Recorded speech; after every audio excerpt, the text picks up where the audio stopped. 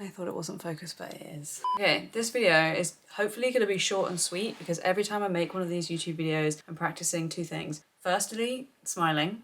And secondly, not being so verbose. Sometimes I'm accused of sending a 5-minute long voice note when it could have been a 1-minute long voice note. So we're gonna practice that today. This video is gonna be about what the fuck is a barrier serum. Sorry for swearing, I can't help it. Because a lot of people ask me on a daily basis, what is a barrier serum? Is it the same as a hydrating serum? Do I have to use one? When should I use it? I'm not seeing results from it. Is that normal? So I'm gonna hopefully answer all of that today. I've written down 7 questions. These are the main questions. And then if there are comments, I will probably do a follow-up video where I do like a Q&A about barrier serums. Let me know if you like that format. So first and foremost, what is a barrier serum? A barrier serum is basically short for a skin barrier serum, and it's a serum that's designed to improve the health and maintain the health and restore the health of our skin barrier, which is basically an element of our skin that stops external things from coming in and internal things from leaking out. For example, every time you put a face cream or a toner or any kind of skincare product on your face, there will be hydration in that and your skin barrier holds on to that. So by having a healthy skin barrier, you will hold on to more water, your skin looks more hydrated, plump and dewy, and when your skin barrier is damaged, it doesn't hold on to water that well. So that is one of the main functions of the skin barrier. The skin's barrier also stops things from coming in, like bacteria. So if you have a damaged skin barrier, you will be losing more water than normal and more bacterial will be coming into contact with your skin and it will be impacting it more than if your skin barrier was in good health. So a skin barrier serum or toner or mist, they can come in all formats, is essentially designed to bring your skin barrier back to health or maintain its health. In a skin barrier product, you will see a lot of the same ingredients. Ones to look out for as good ingredients are things like ceramides, panthenol, glycerin, allantoin, ectoin, centella asiatica, peptides, niacinamide, squalane and oat.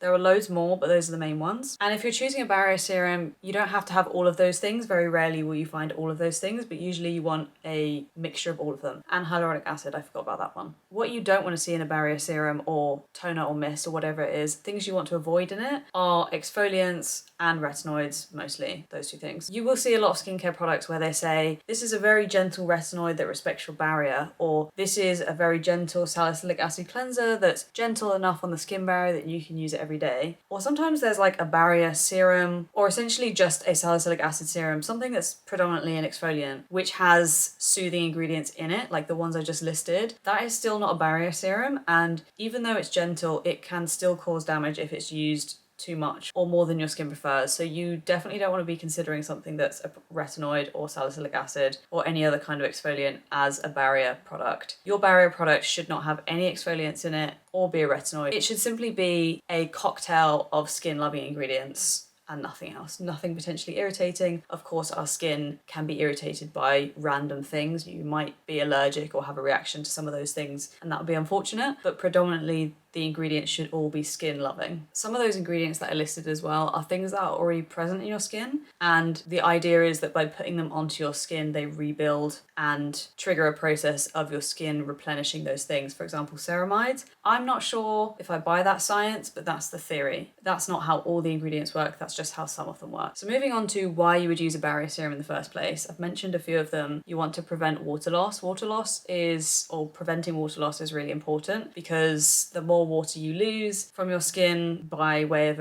evaporation, the less water you retain in your skin, therefore it can be more prone to fine lines and wrinkles. It can age faster. Makeup doesn't sit very nicely on it. You tend to get itchy and irritated skin more easily. It's just not going to look how you want it to look. By using a barrier serum, and I'm going to say barrier serum because it's easier than saying barrier product, but when I say barrier serum, you know I mean a skin barrier toner, mist, serum, any other kind of format. By using a barrier serum, the idea is that your skin barrier stays in top health and therefore you don't suffer from any of the symptoms of a damaged barrier, which are redness, irritation, stinging, breakouts more than usual, random red bumpy patches of skin, scaliness, and overall more predictable skin. It's the difference between having a cut on your arm that is weeping and being kind of annoying versus having perfect healthy skin where there's no like wound or broken skin. You would obviously want the skin that's in good health. Count how many times I have to remind myself to smile. And in that same breath, when you have a healthy skin barrier, all of your other products work better and you can actually see results from them. Whereas if you have a damaged skin barrier, you're not going to be able to see results from other products like retinoids and salicylic acid because it's essentially unwell. Your skin is unwell and you're trying to take it to the gym when it just needs to stay in bed for a few days. You're not going to get good results in the gym if you're ill. It's a bit like using retinoids on a damaged skin barrier. Like, you're just not going to get a good result. It's not going to behave how you want it to behave. So the goal is to keep the skin barrier healthy so that everything else can work properly and the skin is happy. Moving on to the difference between a hydrating serum and a barrier serum. Fundamentally, there's no exact science between these two things because a barrier serum is really just a trend that's stuck, and it's a good trend that I like, so I'm happy about it. It's not like I'm saying it's a trend in a negative way, but it's not really a scientific thing. Your skin barrier needs hydration amongst other things to be in optimal health. So a serum that is purely hydrating, such as hyaluronic acid serum, for example, I suppose technically could be considered a barrier serum. However, it's probably not going to be the best barrier serum because it only has hyaluronic acid in it, or it only has hyaluronic acid and allantoin, or hyaluronic acid and glycerin. Like, those are both great things, but if your barrier regularly gets damaged or you use a lot of retinoids or salicylic acid or other exfoliants, you're probably going to want something a little bit more heavy duty. And it doesn't have to be heavy in the way that it sits on your skin. It's just that you want something with a few more skin barrier improving ingredients than just hyaluronic acid and maybe glycerin. So I would say that the difference between them is that a hydrating serum can also be a barrier serum. There's a lot of crossover, but something like hyaluronic acid on its own has far less benefits than a more well-rounded barrier serum with a couple more skin barrier loving ingredients. If you're sitting here thinking, well, I only have hyaluronic acid in my routine and I use retinoids or I use exfoliants, I probably would consider changing that to a more well-rounded barrier serum. You'll probably find that the barrier serum you choose has hyaluronic acid in it. Most do. And then you can chuck the hyaluronic acid serum and swap it. So you're not adding in another product, you're just swapping it for one that has more benefits. More bang for your buck. I feel like I work. Sounds like I'm in an MLM.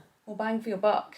Now I want to talk quickly about barrier creams versus barrier serums, because there's definitely a bit of confusion there, and I'm hoping I'm going to be able to say this in a clear way. A barrier cream, it often looks, if you see it on the internet, it will often be like a thick pot of cream, or just like a thicker looking cream, whether that's in a tube or a tub, versus a barrier serum, which is often runny and clear. In theory, all moisturizers are barrier creams because the point of a moisturizer is to lock in hydration so that all your serums and mists and things that you've used don't just evaporate into the atmosphere. So a traditional moisturizer, literally from the 80s, was technically a barrier cream, and you can refer to any moisturizer as a barrier cream if you want to. They are basically the same thing, and I think that annoys a lot of dermatologists or slightly more old school professionals because they don't understand why the younger generation are like making these new categories out of nothing. Like, I think they're all sitting there thinking, God, why are you talking about a barrier cream? It's literally just a moisturizer. Like, why are you souping that up to be a barrier cream? It's a moisturizer. And yeah, they're right, moisturizers are basically barrier creams. At the other end of the spectrum, you have something like La Roche-Posay Cicaplast, which isn't intended to be a moisturizer. You can obviously use it as a moisturizer every day if you want to. I wouldn't, because my face would explode, but you can if you want to. That is really more designed for acute irritations of the skin, like for example, like a rash on your neck that pops up out of nowhere, or you grazed your face because you fell off your bike. I mean, probably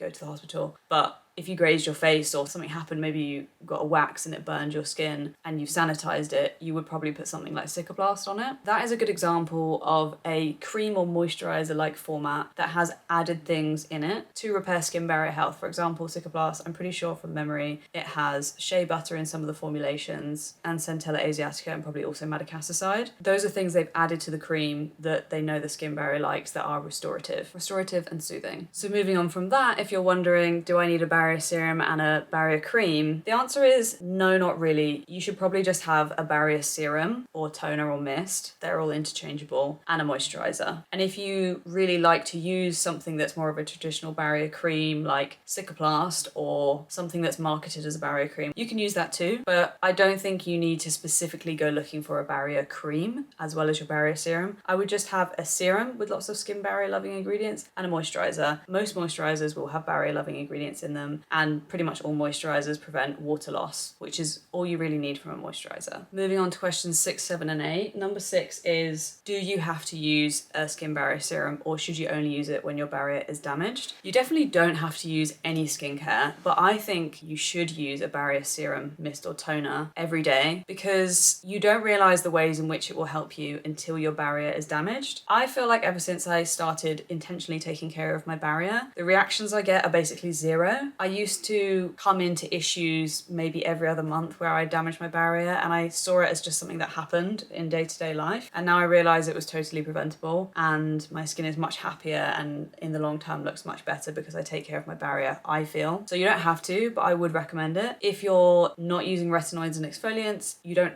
have to use it as much, but I still think if you're looking for skin glow, plumpness, dewiness, and the appearance of hydration, you probably should. If you're using retinoids and exfoliants, I feel you absolutely should, and I don't really feel that a moisturizer or simply just hyaluronic acid, or even both of those things, are going to be as good as a barrier serum and a moisturizer. And I think that is the biggest misconception about barrier serums, is that you use them when your barrier is damaged. And actually the whole point is you keep using them throughout the year. Every day I use it twice a day so that you don't have these issues and your skin becomes more predictable. It's all about prevention rather than cure with a barrier serum. Penultimate question is, when should you use a barrier serum in your routine? I like to use it twice a day. You don't have to do that. I think especially in the evening, if you're using a retinoid, I would, well, this is what I do, cleanse, double cleanse, or cleanse singular if you want to. Dry your skin, use a retinoid or your exfoliant, leave that for 10 minutes, then apply the barrier serum and then the moisturizer. I also apply it first thing in the morning because I don't wash my skin, but assuming you're not using exfoliants or a retinoid in the morning, anywhere between cleansing and moisturizing for the barrier serum is fine. You don't have to use it twice a day. I just prefer to do that because of the benefits that I've explained, but you can absolutely use it twice a day as well. A good barrier serum should be one that you can use as many times as you want with no negative consequences. It's a bit like, I often make the argument about why would you want an exfoliating cleanser when you could have a cleanser without actives and add your actives in later on in your routine, which allows you the choice of whether you want to exfoliate on that day. You don't want to be picking a barrier serum that you can't use when your skin's feeling irritated. You don't want to be picking a product to use as a barrier serum that you can't use absolutely all the time, anytime. It needs to be a product that no matter what your skin's feeling, it's not only gonna not take away from it, but it's gonna benefit it. I often get asked about, should you put the barrier serum under the retinoid or should you put it after the retinoid? And that is something that has no right or wrong answer. I just personally prefer to use it after my retinoid. And I think where that question comes from is people thinking literally about the word barrier. And I think they think that maybe if it's a barrier serum and you're using it with a retinoid, you want to use the barrier serum as a barrier for irritation from the retinoid. And I can understand why people would think that way, but that's not the intention of a skin barrier serum, although there is sense in that.